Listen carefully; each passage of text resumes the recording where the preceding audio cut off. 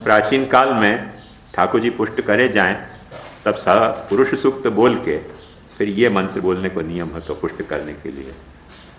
न बालकें या बात की सावधानी रखे हैं, न वैष्णवन में या बात की निष्ठा है कि जाओ गुसाई जी ने विधि बताई बात हरे सु ठाकुर जी को पुष्ट करावें।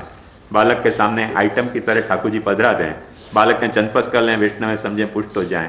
बालक के हाथ लगाने से पुष्ट हो जाते हो तो लोटा करवा चमचा सभी चीज़ पुष्ट हो जाए, हाथ लगाने से कोई चीज़ पुष्ट नहीं हुआ है, भ्रांति है। श्री गोसाई जी ने लिखियो है इतने ये 8 श्लोक पाठ करो और 8 श्लोक पाठ करके क्यों पाठ करना वह को कारण समझो कि जब आपके लिए ठाकुर जी पुष्ट हो रहे हो है तो जैसे वादिन जन्म्यो तो ऐसे आज जन्म रहे हो है। जब आपके लिए ठाकुर जी जन्म्यो है तो एक बात ध्यान से समझो कि हमें प्रकृति के जितने तत्व हैं, काल, कर्म, स्वभाव, ग्रह, नक्षत्र, आकाश, तारा, बहुतल, जल, वायु, तेज, आकाश, सबको प्रभु ने निरोध किया है यहाँ, और सबको निरोध करके और प्रभु प्रकटे हैं। वो सब निरुद्ध होंगे अपने तो अपने घर में प्रभु प्रकट होंगे। अपन समझें कि बालक के हाथ लगाने से पुष्ट होते हो, दुनिया में वासु बड़ी भ्रांति कोई नहीं हो सके।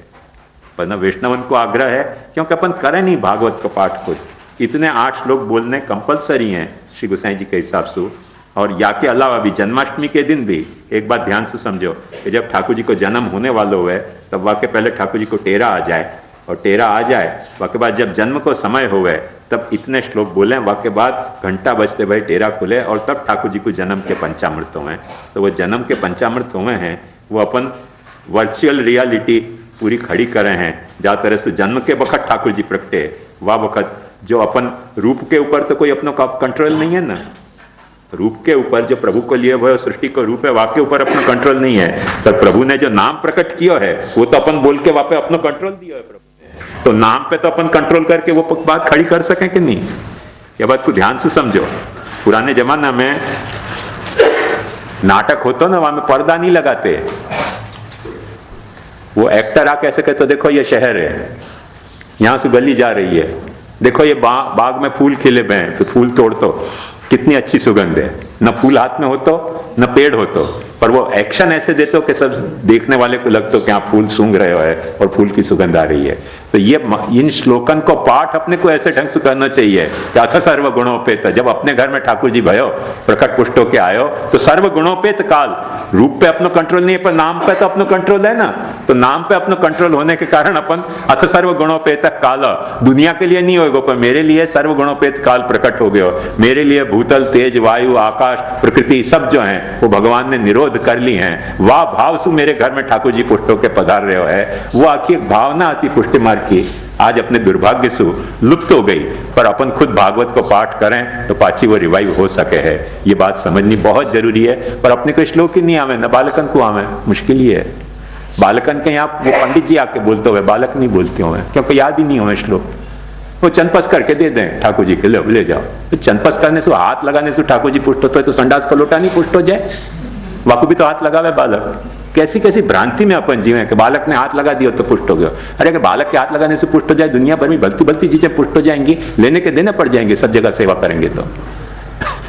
अपन पुष्टि मार्ग को दुर्भाग्य के अक्ल के अलावा हर चीज अपन वापर रहे हैं, अक्ल ही नहीं वापर रहे हैं। श्री गोसाई जी ने ये श्लोक लिखे हैं, ये या के लिए लिखे हैं कि पुष्ट ऐसे करना। पुष्ट में अपन बाहर को काल नहीं सुधार सकें पर ये श्लोकें बोल के अपने दिल को काल तो सुधार सकें ना। दिल को काल सुधार सकें, बाहर की पृथ्वी नहीं सुधार सकें, बाहर को आकाश नहीं सुधार सकें, बाहर की नदी, बाहर को जल नहीं सुधार सकें, हवा नहीं सुधार सकें, पर दिल में इन श्लोकन को बोल के उन सबको सुधार सकें भावात्मक रूप से। वो आपको अपना प्रकार है तो ठाकुर जी को पुष्ट करने को, पधराने को, वहां में ये श्लोक बोलने को, हर प्रत्येक जन्माष्टमी को अपन ये श्लोक बोल के और ठाकुर जी को जन्म करावे हैं। उतने महत्वपूर्ण श्लोक को आज अपन पारायण कर रहे हो। आप ऐसे मत समझिए कि अभी ब्रज लीला नहीं भई तो अभी अपना ब्रजाधिप को जो है वो लीला शुरू नहीं भई तो कुछ ये इंट्रोडक्शन की लीला नहीं है। ये तो घर में ठाकुर जी के प्रकट होने की लीला है। ये तो जन्माष्टमी के दिन ठाकुर जी के प्रकट होने की लीला है। अथ सर्व गुणोपेत काल परम शोभना यर्हे वा जन जन्मक्षम सांतरक्षम बृहतारकम। वो भावना आखी अपनी हती को फिर से अपने को रिवाइव करनी चाहिए। आज अपन दोनों के अज्ञान के कारण, बालकन के और वैष्णव के अज्ञान के कारण लुप्त हो गई, पर बालक और वैष्णव दोनों को यह रहस्य को समझना चाहिए। और जो गोसाई जी श्री महाप्रभु जी ने जो प्राकृति की पुष्ट करने की भावना बताई उनमें इन श्लोकन के पाठ सु कम से कम बालक न करते हो तो न करे, वो बालक को हेडेक है। पर प्रत्येक वैष्णव जाके घर में ठाकुर जी विराज रहे है, वह कुछ जन्माष्टमी के दिन जन्म के पहले एक वक्त यह श्लोक को पाठ करके और ऐसे ठाकुर जी को जन्म करना चाहिए। क्या जाता सर्वगुणों पेता काल परम शुभ। गांव में नहीं होगा वो काल, अपने यहाँ को तो काल है ना। देखो गांव की घड़ी अपन नहीं मिला सके, वो 15 मिनट फास्ट रखनी है कि 15 मिनट स्लो करनी है कि घंटा भर फास्ट करनी है कि घंटा भर स्लो करनी है, वह घड़ी को अपनी घड़ी को तो अपन मिला ही सके कि नहीं। तो अपनी घड़ी तो मिला लो कम से कम। गांव की घड़ी जब चलती रहेगी वाकू जब टकोरा बजाने बजाए, अपनी घड़ी अपने हाथ में है, वाकू मिलाते अपने को आनी चाहिए। वो अपन कैसे मिला सकें जब या श्लोकन को पाठ करके ठाकुर जी को जन्म करें, या श्लोकन को पाठ करके ठाकुर जी को पुष्ट करें, तो अपनी घड़ी अपन ने मिलाई। अथ सर्वगुणों पे तक काल परम शोभन। तो ये बहुत महत्वपूर्ण श्लोक हैं जो आज अपने गोपीनाथ जी की कृपा से अपने पारायण में आए हैं। ये श्लोक, ये अपना सौभाग्य है और श्री गोपीनाथ जी की कृपा है। आविरासीद यथा प्राच्याम दिशिंदुरिव पुष्कला। जैसे पूरब में चंद्र उगे हुए, ऐसे अपना ठाकुर अपने घर में उगे। अपना घर जो है वह दिन पूरब दिशा बन गया, जा दिन अपना ठाकुर अपने घर में पधारे पुष्ट होके। और ठाकुर अपना उग्यो नहीं है, चंद्र उग्यो है अपना। भक्ति को चंद्रमा, शीतल आह्लादक, वो भाव अपने में भीतर होना चाहिए। वो भाव नहीं है करके बहुत लफड़ा है अपने। तो इन श्लोक बाल के नहीं बोलते हैं तो नहीं बोले हैं। अब मैं भाड़ में जाओ ऐसे तो नहीं कह सकूं, क्योंकि सब मेरे ही भाई बंधु हैं। पर एक तरह से समझो कि नहीं बोले, आप क्यों नहीं बोलो? बालक नहीं बोले तो नहीं बोले, आप तो बोलो अपने ठाकुर जी के लिए। आप जब अपने ठाकुर जी को कृष्ण कह के पधरा रहे हो तो आपको ये श्लोक बोलने में तकलीफ क्या है? पारायण या लिए करना जरूरी है कि अपने ठाकुर जी के लिए अपन ये श्लोक बोलें। ये श्लोक बोलें तो ठाकुर जी को भी लगे कि हाँ भाई वो बात फाची आई कि ये मुझको घड़ना चाह रहे हो। जो कल मैंने आपको समझाया कि ये मुझको घड़ना चाह रहे हो, वाह फैशन में, जा फैशन में मैं गोकुल में मथुरा में प्रकट हुए हो, तो वाह फैशन में मुझको ये घड़ना चाह रहे हो। तो अब ये घड़ना चाह रहे हो तो चलो अब मैं भी आपको घड़ूंगा भक्त तरीके। तो वो अपने को यशोदा के रूप में घड़ेगो, तो वो अपने को सखा के रूप में घड़ेगो, तो अपने को नंद के रूप में घड़ेगो, तो अपने को गोपी के रूप में घड़ेगो, तो अपने को दाऊ जी के रूप में घड़ेगो। कौन से रूप में घड़ेगो वो वाको विषय है, अपना विषय नहीं है। पर अपन वाको इतना तो कम से कम घड़े कि तू जन्म सके, वाके अनुरूप सारो माहौल अपन खड़ो कर दें। अब यूं नहीं खड़ो कर सके तो शब्द में तो खड़ो करें। बात समझ में आई? वाके लिए इन श्लोकन को पाठ प्रत्येक वैष्णव को जरूरी है, कम से कम जन्माष्टमी के दिन तो करना ही चाहिए।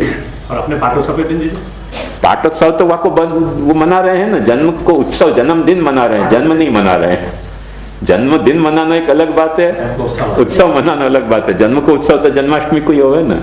पर जा दिन पुष्ट करें वादिन ये बोलने मंत्र जरूरी है। श्री गोसाई जी ने स्पष्ट वाको विधान किया कि इन श्लोकन को बोल के, इन श्लोकन के अर्थ की भावना करके ठाकुर जी को पुष्ट करना चाहिए। ऐसे हाथ लगा के पुष्ट नहीं करना चाहिए, क्योंकि अपना हाथ वह ठाकुर तक पहुंच ही नहीं सके यदि ये श्लोक नहीं हो। तो इन श्लोकन के द्वारा अपना हाथ वह ठाकुर तक पहुंच रहे हैं। तो ये श्लोक कितने महत्वपूर्ण है भागवत के, या रहस्य को समझो। चाहो तो एक बार फिर से पाठ कर लो। अथ सर्वगुणोपेतः। जन्माष्टमी के दिन ये 8 श्लोक 3 वक्त बोले जाएं, ऐसा नियम है। मैंने 8 तेरी 24, अपने 24 अवतार हैं, 24 वक्त बोले जाएं हो ये 8 श्लोक, तब ठाकुर जी को जन्म हुआ। अथ सर्वगुणोपेतः काल परम शोभन यर्हेवा जन जन्मर्क्षम सांतर्क्षम ग्रहतारकम दिश प्रसेदुर्गगनम निर्मलोडुगणोदयम महीमंगल भूयिष्ठ पुरग्राम व्रजाकरा नद्य प्रसन्न सलिला हृदा जलरुह श्रिय द्विजालिकुल सन्नाद स्तबका वनराजय। अब देखो निरोध कैसे कियो सबको, वाको एक प्रमाण सबसे बड़ो अपन को दिखे ना, तो यहाँ देखने मिले कि रात के 12 बजे कोई पक्षी बोले नहीं, तो ठाकुर जी ने रात के 12 बजे पक्षी को बोलते शुरू कर दिए। बोलो तुम। द्विजालिकुल सन्नाद, पक्षी पाछे चहचहाने लगे अचानक रात को। ये निरोध नहीं किया तो कैसे चहचहाए? रात को कोई पक्षी चहचहाए, रात को तो उल्लू चहचहावा है, कोई पक्षी चहचहावा है। पर द्विजालिकुल सन्नाद, सब पक्षी चहचहाने लगे। तो द्विजालिकुल सन्नाद स्तबका वन राजय, तो ये बात समझो, निरोध नहीं कियो होए, खाली भक्त कोई निरोध कियो होए, तो ये कथा कहां से हुई? रात को पक्षी कैसे चहचहावे? रात को पक्षी चहचहाने लगे अचानक। द्विजालिकुल सन्नाद स्तबका वन राजय, ववौ वायु सुख स्पर्श पुण्य गंधवः शुचि, अग्नयश्च द्विजातीनां शांतास्तत्र समिन्धत। देखो क्या बात कह रहे हैं, यज्ञ के जितने कुंड की अग्नि होवे है वो सूर्यास्त के बाद धधकती नहीं होवे, वहां में से ज्वाला नहीं निकलती होवे। तो अचानक ठाकुर जी जन्मने वाले थे तो यज्ञ कुंड की जो अग्नि थी वहां में ज्वालाएं प्रकट हो गई। तो ये अग्नि को निरोध नहीं किया हो तो अचानक कैसे प्रकट? भाई वह वक्त रात को 12 बजे उठ के आहुति देने कौन गए? वो तो ऋषि तो सब, कोई रात को तो यज्ञ करे नहीं। यज्ञ को विधान तो सूर्यास्त के पहले पहले तक है। बिना घी झोंके अग्नि की ज्वाला प्रकट हो गई। तो वो सारे अग्नि, वायु, जल तत्व, सब तत्व को प्रभु ने निरोध करके प्रकटे हैं। उनको निरोध किया है करके वाह निरोध करे भाई प्रपंच में, फिर प्रभु प्रकटे हैं। प्रपंच निरोध के वहां में स्पष्ट आवे कि अपनी सारी शक्ति के साथ पहले प्रभु प्रकटे हैं। अब वाकू घी से जला को धधकने की जरूरत नहीं है, प्रभु प्रकट रहे हैं, वाकई खुशी में जाला धलक रही है। ऐसो सूर्योदय से चिड़िया को चहचहाने की जरूरत नहीं है, प्रभु प्रकट रहे हैं करके चिड़िया चहचहा रही है। वह वायु सुख स्पर्श पुण्य गंधव शुचि, ये साखो कैसे निरोध किया है प्रभु ने पंच महाभूत को, काल को, कर्म को, वाको वर्णन है। अपन समझे खाली गोपी जनन को ही निरोध कियो, अरे गोपी जनन को तो किया ही है, पर ये कियो, ये तो देखो, ये क्यों नहीं देखो? मक्खी की आंख गंदगी पे ही जावे ऐसे अपन को और कुछ दिखे ही नहीं पाचो। यार रहस्य को समझना चाहिए अपने को कि प्रभु ने हर चीज को निरोध किया है। मनांस्यासन प्रसन्नानि साधूनाम असुरद्रुहाम जायमाने जने तस्मिन् नेदुर्दुन्दुभयो दिवि जगुः किन्नर गन्धर्वा तुष्टुवु सिद्धचारणा विद्याधर्यश्च ननृतुः अप्सरोभिसमं तदा मुमुचुर्मुनयो देवा सुमनांसि मुदान्विता मंदं मंदं जलधरा जगज्जुरनुसागरम। ज्योग्राफी को समझो, मथुरा कहाँ है और सागर कहाँ है? सागर भी गरजने लग गए हो और बदल भी गरजने लग गए, तो मथुरा कहाँ है, सागर कहाँ है? ज्योग्राफी समझोगे तो समझ में आ जाएगी। पर प्रभु ने कितने बड़े स्केल पे निरोध किया है कि मंदम मंदम जलधरा जगज्जुरनुसागरम निशीथे तम उद्भूते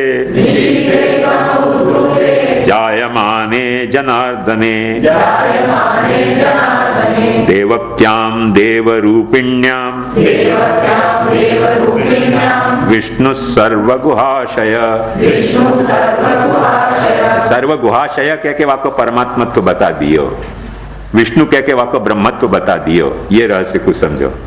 अब भगवान तो प्रकटे को ना विष्णु मतलब जो सब जगह है, और सर्वगुहाशय माने सबके भीतर है। आयो ख्याल में? निशीथे तम उद्भूते जायमाने जनार्दने देवक्यां देवरूपिण्यां विष्णु सर्वगुहाशय। सर्वगुहाशय का मतलब समझो कि हर वस्तु जो दुनिया के नाम रूप कर्म से घड़ी गई वस्तु है, वो एक ऐसी गुफा है कि जहां में विष्णु बैठे हुए है। गुहा गो में आशय शय करने वालों, निरोधो स्यानुशयनम, वहां आशय भी शयन के अर्थ में, अनुशयन के अर्थ में आशय शब्द वापरे है। सबके गुहा में आशय वालों, शयन करने वालों विष्णु, वो परमात्मता वाकी बता रहे हैं। वो सिर्फ बाहर ही नहीं है विष्णु के रूप में, सर्व गुहाशय के रूप में वो सबके भीतर भी है। आविरासीद यथा प्राच्याम दिशेन्दुरिव पुष्कलः। और कर लें एक वक्त।